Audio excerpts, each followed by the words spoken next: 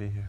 Branford, you've played in all kinds of situations. You've played with Sting, you've played obviously on your own jazz records. What was special about playing with the Grateful Dead? What was special about playing with Jerry Garcia? Well, the Dead were essentially a 60s rock band, so it was almost impossible to have a band in the 60s that wasn't influenced by jazz. Not that they were going to be great jazz musicians, but they grew up listening to that type of music, so there was a very improvisatory, experimental nature to the way that they played. It was very interesting to be on the stage with them because they'd play the song and then it would just take off. But wasn't Garcia also like one of the last great melodic improvisers? I mean, because a lot of jazz players today play on chords. That is, they play almost an abstract version of the song. But he developed the melody in a way that really goes back to the 20s almost, doesn't it? That's the challenge about advanced harmonic playing, though, is to find a way. Even, for instance, you have a composer like Stravinsky. It's still very musical, even though it's not musical in the conventional sense. And Jerry actually experimented more without being too overly technical. There were times when he would play a lot of chromatic things and things that he thought really worked against the grain.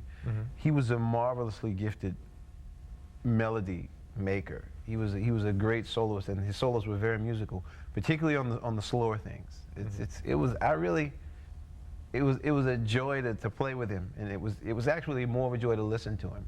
And his songwriting was very much like his playing. It was quirky, and that's what I enjoyed about listening to his songs. All right, that's the word. Quirky is a good word. I remember the first time I heard Grateful Dead. I remember thinking, not knowing who the group was and hearing it, and first thinking it was an R&B band, and then thinking it was kind of like this jazz fusion group, just like no one idiom really defined who they were.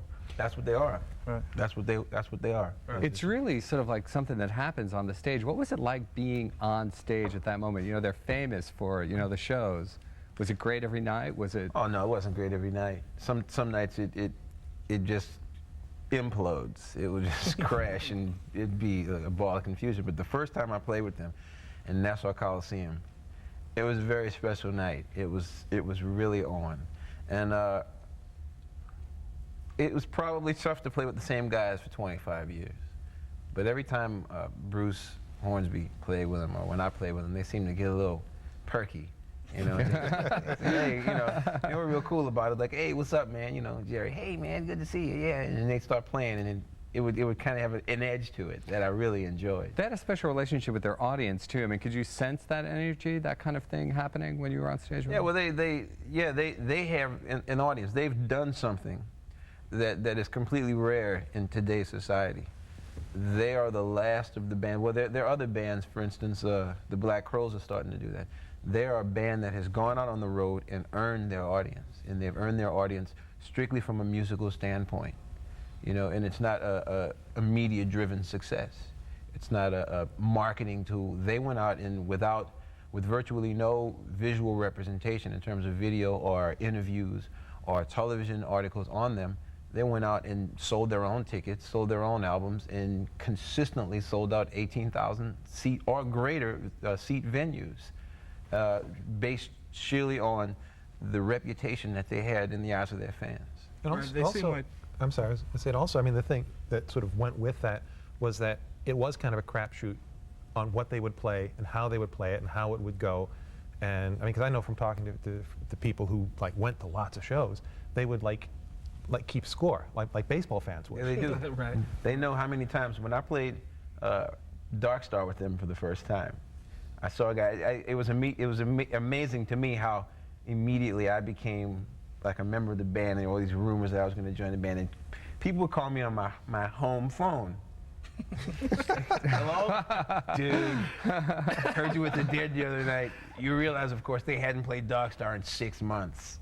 We're everywhere, man. You hear from you hear from some other guy. I'm like, get out of here. Ring, hello. Dude, it's like amazing. Like, ultimately, that's the most interesting thing to me about the Grateful Dead. I mean, the way that the fans, in a sense, were the band. In a way, the relationship was that, integral to each other. Like, he has a great quote, Jerry Garcia, about, he said about licorice. He said, we're like licorice. He said, there are people who like licorice. There are people who don't like licorice, but the people who like it really like it. And that's really impressive. Well, it's different. I mean, it's different because first of all, they're an anomaly in today's society because they're an old band.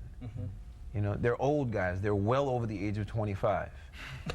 You know, well over the age of 25. Kids are over the age of 25. Yeah, you know, exactly. You know. So, you know, Many of their fans easy. aren't over the age of 25, though, which is it- interesting. It's different when you're selling music to teenagers who are fickle by nature, or when you're selling music to college students.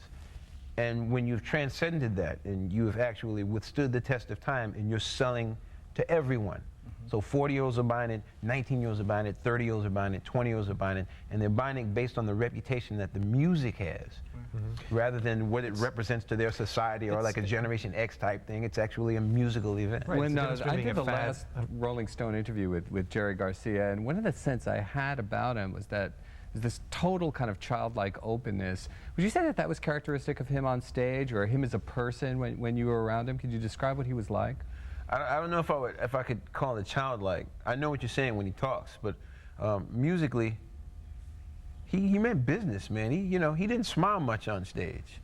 You know, when he and I would hook up on a little line, you know, he'd give me a little smile grin, but a little sly grin. But then, you know, it was like that, you know, like that jazz thing again. It was like a taciturn acknowledgement of a little achievement or success, but then it was back to the matter at hand. You know, they were serious about their shows, and when they weren't going well, I mean, they'd get after each other during that. What the hell was that? What were we doing? This sounds awful. Let's do this, you know? And I really liked the idea that they would just get out there and call songs. Right. You know, like certain people would say, okay, it's my turn to call songs, and they'd like, you know, Phil would start playing the bass line, or Weir would play something, and the song would start, and then the fans would say, oh, I know that song. It's not like with some people you follow around, you know you're going to hear the same songs in the same boring sequence night after night after night, because that's more of a show. It's not a concert. It's they have a show and they have lights, and I mean it was like all of the it was like being in the Twilight Zone on that. The thing that was it goes back to that whole thing about what music represents. I mean, music these days seems to represent something that's larger than the music itself. It seems to be a microcosm of a generation, or a microcosm of how someone feels about their own life. And like the punk thing, everyone who listened to a lot of punk music in my high school thought of themselves as iconoclasts. And like most of them are now, you know, insurance brokers, and you know, that's the most amusing part of it. You know what I mean? Yeah, you know, they're like, you know, more than what their fathers that they rebelled against were. But you know, it's like the music. It really was like one time I was asking a guy about punk music, and finally he said, "Look, man," in very exasperated tones, "it's not about the music. It's not about the music. That's not the point." And I think with the Dead, that it started with the music, and it was about the music. Did you have much of an interaction with that larger culture at all when you were around them? Like, did you get Well, a they side of started it? coming to my shows. Excellent. You know what I mean? They'd come to jazz shows, and the difference was, like when I was playing with Sting, the Sting fans would come to the jazz shows and kind of sit through it and go, what the hell is this? And then they'd come backstage and they'd say, yeah, I loved you with Sting, good night. You know, the Dead fans, who you can pretty much tell they're Deadheads when they come in, you fairly know, the sandals identifiable, and then we're playing jazz, and all of a sudden you see people in the audience, whoa, screaming, you know, and they're like talking about the records that they bought since they heard me with Jerry and the boys. I got all your records now, and this is the one I like, and play this song, and every now and then you hear somebody in the back of the room say, Dog Star, dude! You know? So it's like when they really like you with the band, they take you in. Do you feel like it really opened them up musically? Like it turned them on to, like, say, your stuff or other stuff that they might not normally have gotten to? It's not that it opens them up musically, because they're pretty open to begin with. Right. That's one of the things you notice at a Dead show that's completely different. The opening act at a Dead show is actually listened to.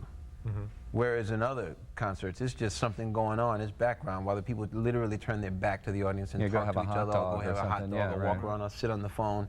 They actually sit down and they listen to the opening act, no matter how many they were. And that's the first thing that caught me. Is like, wow, they're actually listening to what we're playing.